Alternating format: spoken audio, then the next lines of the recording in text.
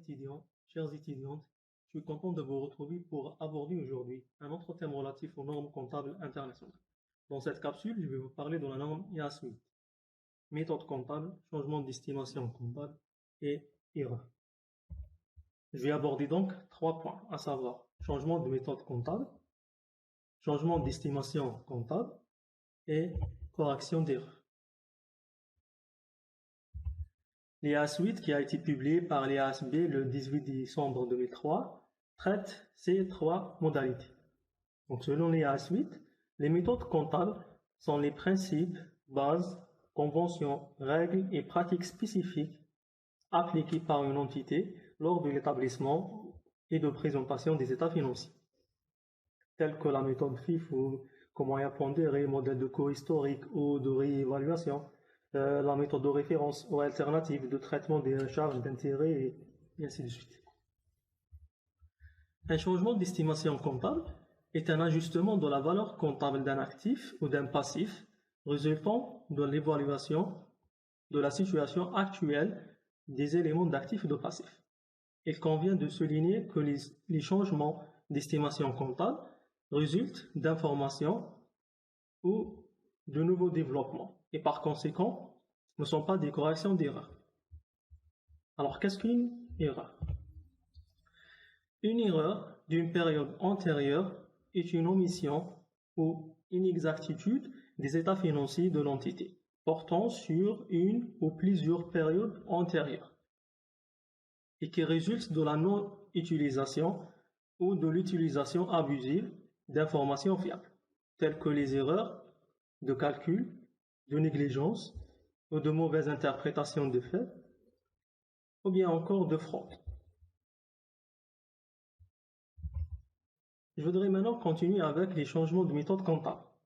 Pour répondre à la question quand l'entreprise peut changer les méthodes comptables, selon l'IAS 8, une entité ne doit changer de méthode comptable que si le changement est imposé par une norme ou a pour résultat que les états financiers fournissent des informations fiables et plus pertinentes. Selon le SIF, un changement de méthode comptable n'est effectué que s'il est imposé dans le cadre d'une nouvelle réglementation ou s'il permet une amélioration dans la présentation des états financiers.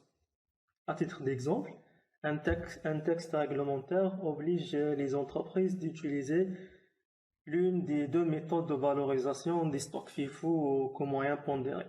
Donc les entreprises qui utilisaient les méthodes de LIFO devaient changer la méthode comptable de valorisation de stock par un texte sur la base d'un texte réglementaire.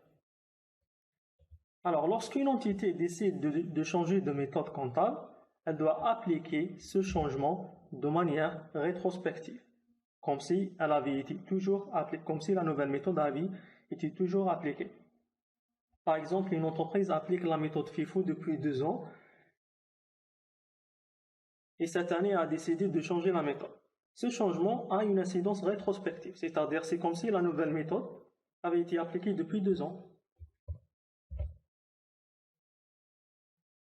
La norme traite aussi les modalités de changement d'estimation comptable. Du fait de diverses incertitudes, l'entreprise est conduite à procéder sur la base de jugements à des estimations raisonnables en matière notamment de créances douteuses, l'obsolescence des stocks, la durée d'utilité d'un actif amortissable, etc. Cette estimation initiale est susceptible d'être révisée en cas de changement de circonstances ou suite à de nouvelles informations. Dans ce cas, l'effet d'un changement d'estimation doit être comptabilisé de manière prospective, c'est-à-dire en affectant soit le résultat de la période en cours, soit le résultat de la période en cours et ceux des périodes antérieures.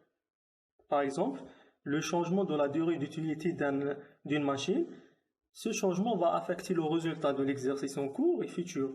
On ne va pas toucher les périodes précédentes. Le troisième point traité dans la norme, c'est les modalités de correction d'erreurs. Les erreurs sont significatives si elles peuvent influencer les décisions économiques prises par les utilisateurs sur la base des états financiers. Selon l'IAS 8, les erreurs significatives commises en matière de comptabilisation, d'évaluation ou de présentation des états financiers doivent faire l'objet d'un traitement rétrospectif. En cas d'impossibilité pratique, l'entreprise est conduite à procéder de manière prospective à partir de la première date praticable, bien sûr. Alors, pour récapituler, en matière d'évaluation, les changements de méthode comptable et correction d'erreurs ont une incidence rétrospective. Par contre, les changements d'estimation comptable ont une incidence prospective. À rappeler que l'application rétrospective conduit à appliquer une nouvelle méthode comptable comme si elle avait été toujours appliquée.